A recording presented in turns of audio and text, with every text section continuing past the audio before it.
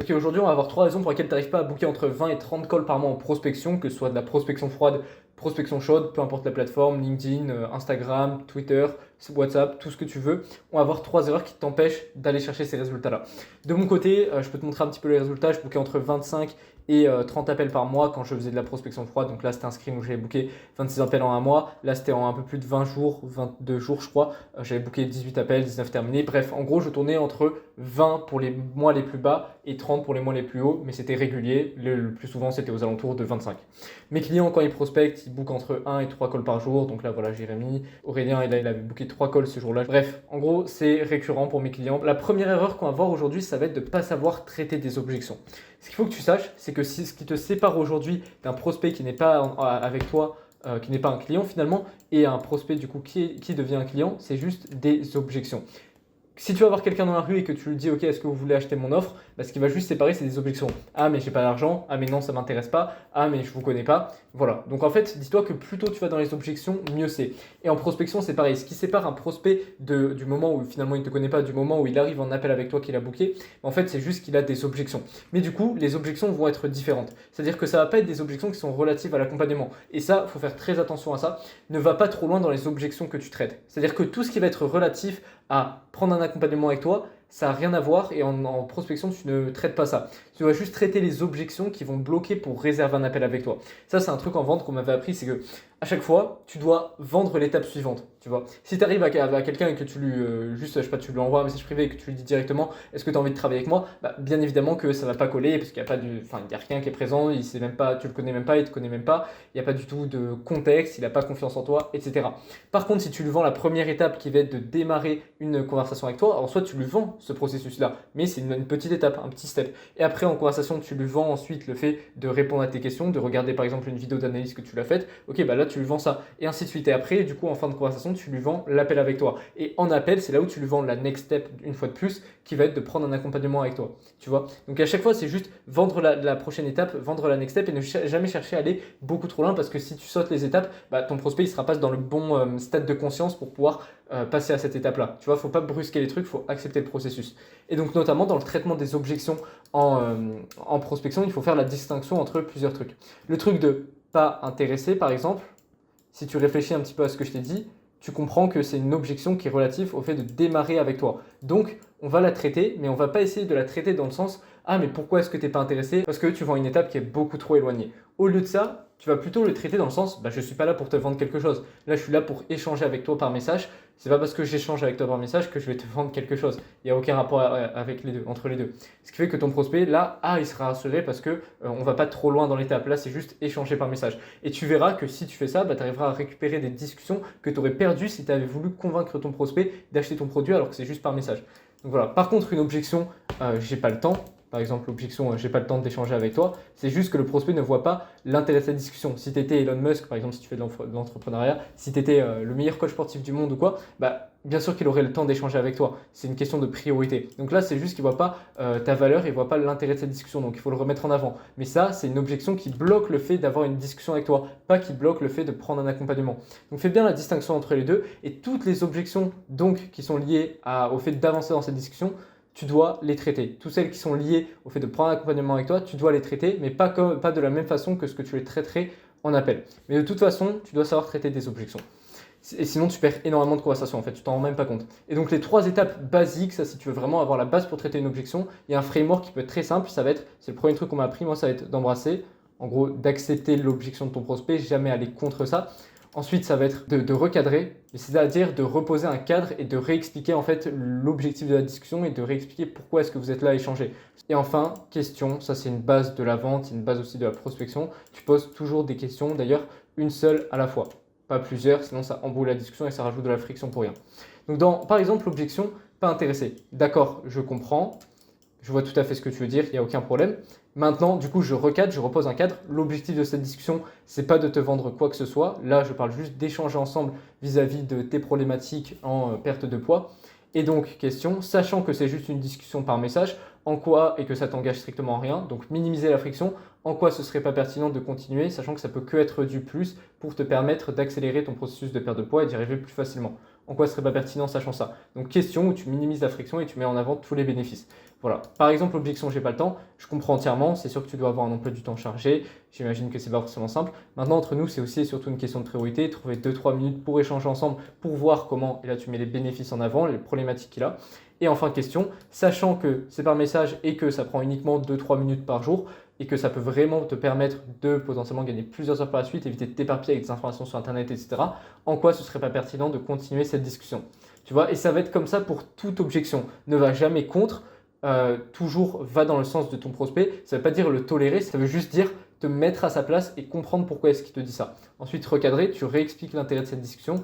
Et 3, tu poses une question pour valider la croyance. Donc, apprends à traiter des objections, tu verras que ça fera une grande différence. Parce qu'un prospect qui te dit qu'il n'est pas intéressé, qu'il n'a pas le temps, ou qu'il est déjà accompagné, ou que, par exemple, il sait déjà ce qu'il doit mettre en place, c'est pas un prospect qui n'est pas pertinent. C'est juste un prospect où il faut savoir traiter des objections. Et si tu ne le sais pas, tu perds énormément de cash chaque mois. Deuxième erreur maintenant qu'on va voir, ça va être de ne pas oser booker d'école. Alors ça va être un truc entre guillemets un peu plus relatif à l'identité.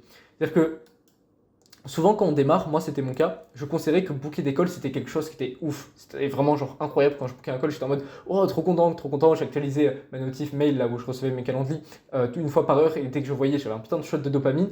Et du coup c'est ce qui fait que d'un autre côté je considérais pas ça comme normal. Le signal que je renvoyais à l'univers c'est à chaque fois que j'ai des calls je suis content et donc si je suis content c'est que ce n'est pas déjà ancré en moi, que je suis pas dans l'abondance, donc que je suis dans le besoin. Quand tu es dans le besoin tu manifestes ça et ça se revoit à travers tes actes et donc tu peux pas finalement avoir des calls de manière vraiment récurrente parce que ça fait pas finalement partie de ton identité, tu vois. Si tu considères par contre que c'est normal et que tu es dans l'abondance, le signal que tu renvoies à l'univers et même à tes prospects, dans ton énergie, dans tes vocaux, etc., c'est j'ai déjà cette call, que tu en bookes un ou que tu en bookes pas, c'est pas mon problème, moi je suis juste là pour t'aider. C'est le détachement que tu manifestes et ça c'est une clé de la vente. Vraiment, sois dans l'abondance et du coup, ça rejoint le fait de pas oser booker d'école. Tu considères ça comme un truc incroyable, exceptionnel. En fait, tu te sens limite pas digne de booker d'école parce que tu considères que c'est quelque chose de trop haut pour toi et que c'est quelque chose d'exceptionnel.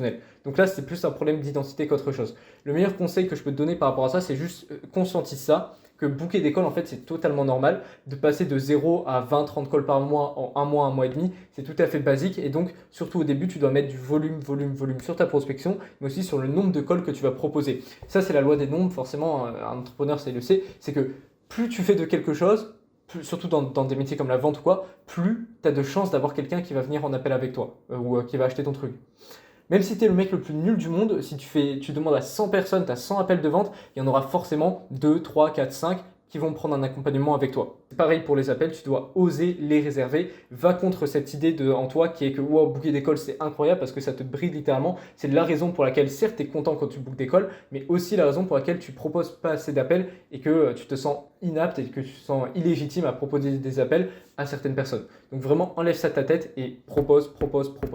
Troisième erreur qu'on va voir, ça va être d'aller trop loin dans l'inefficacité. Ça, il y a un client à moi notamment qui m'a rejoint il y a un petit peu moins de 2 semaines qui faisait cette erreur-là. Et hier, on en a parlé pendant un appel et je me rends compte à quel point en fait c'est important. Donc c'est pour ça que j'ai envie de te le partager toi aussi. Si on repart à la base de la prospection, c'est vraiment relever l'inefficacité. Qu'est-ce que c'est l'inefficacité? C'est quelque chose que ton prospect fait dans son quotidien, dans ses actions, même dans son mode de pensée, qui l'entrave dans l'atteinte de son objectif. Et qui fait donc que s'il n'agit pas sur ça, en fait, il n'atteindra jamais ce qu'il veut atteindre.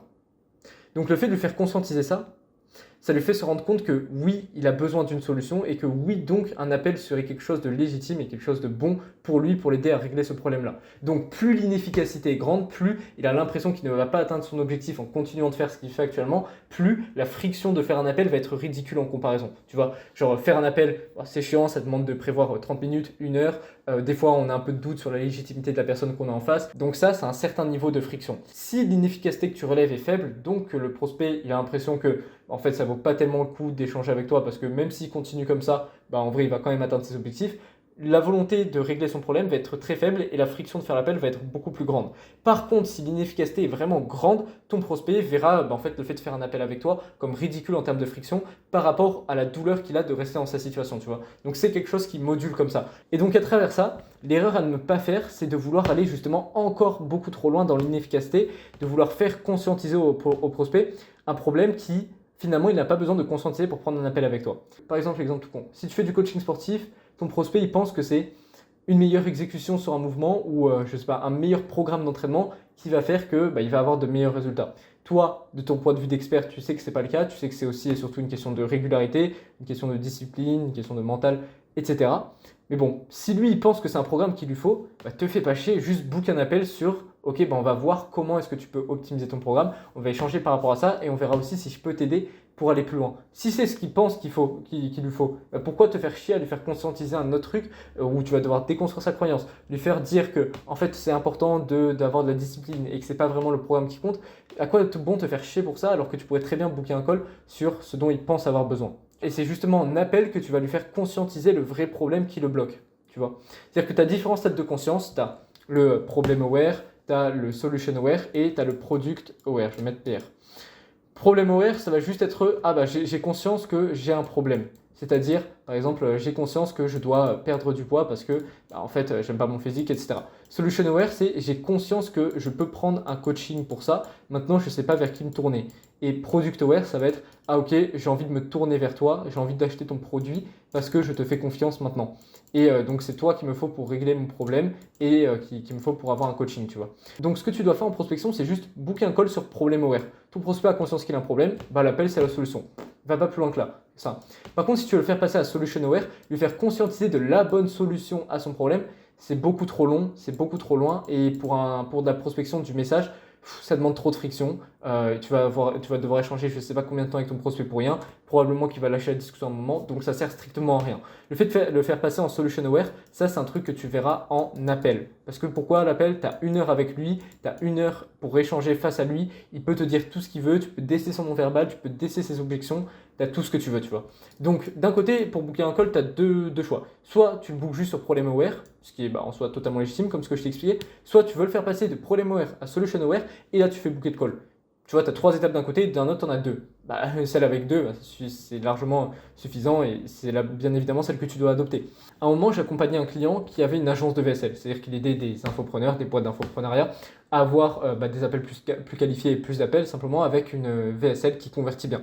Et donc, au début de sa prospection, ce qu'il essayait de faire, c'est d'essayer de faire conscientiser aux gens qu'ils avaient besoin d'une VSL et donc après faire un appel pour voir s'ils étaient éligibles au fait de faire une VSL avec lui. Sauf que le problème, c'est que la plupart des gens, ils disaient ouais, mais moi, j'ai pas besoin de VSL, je pense qu'il me faut juste un meilleur copywriting, je pense qu'il me faut juste ça, il me faut juste un meilleur système d'acquisition, mais pas un meilleur système de conversion.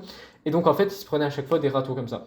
Au bout d'un moment, je lui dis mais attends, mais au lieu de vouloir booker le call sur l'AVSL, book sur ce dont ils pensent avoir besoin et après c'est en appel que tu feras le lien entre ce dont ils pensent avoir besoin et ce dont ils ont réellement besoin qui est l'AVSL. Par exemple, si la personne elle pense avoir besoin d'un meilleur copywriting, book un appel avec lui sur ok, on va voir ensemble comment est-ce que tu peux avoir un meilleur copywriting et aussi des autres éventuelles solutions qu'il peut y avoir dans ton business et moi si je peux t'aider par rapport à ça. Quand il a fait ça, il a booké beaucoup plus de calls. Pourquoi? Parce qu'il bookait sur ce dont les gens ils pensaient avoir besoin et c'est en appel qu'il leur faisait conscientiser que non, c'est pas un bon copywriting dont ils avaient besoin, c'était d'une VSL. Et c'est là où il pouvait être face à la personne, que des fois il lui donnait des objections et qu'il pouvait les traiter. Mais par message, si tu essayes de faire conscientiser ça, le prospect il va juste se dire c'est qui Stockard qui essaye de remettre en question ce dont je pense avoir besoin dans mon entreprise, c'est ma boîte à moi. Qu'est-ce qu'il en sait lui? Il est juste extérieur, tu vois.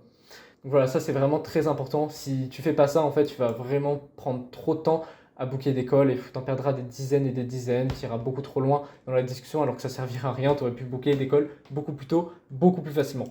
Voilà pour cette vidéo, donc c'était les 3 erreurs à ne pas faire dans ta prospection. Si tu veux avoir une trame complète, notamment celle que je donne à mes clients, bien évidemment je la personnalise avec eux selon leur niche, etc., leur approche qu'ils ont envie d'utiliser. Mais si tu veux avoir un aperçu de ce que ça donne et si tu veux toi aussi l'utiliser, il y a le canal WhatsApp grâce au premier lien dans la description qui est gratuit. En joignant, tu as directement accès aux ressources du canal et tu peux trouver un exemple de trame de prospection qui est présente dedans, dont tu peux t'inspirer et qui te permet du coup d'aller notamment poser des questions d'inefficacité qui sont à la base pour relever une efficacité et donc booker des calls. Donc voilà, c'est le premier lien en description. Moi je te dis à tout de suite dessus et à demain pour une autre vidéo.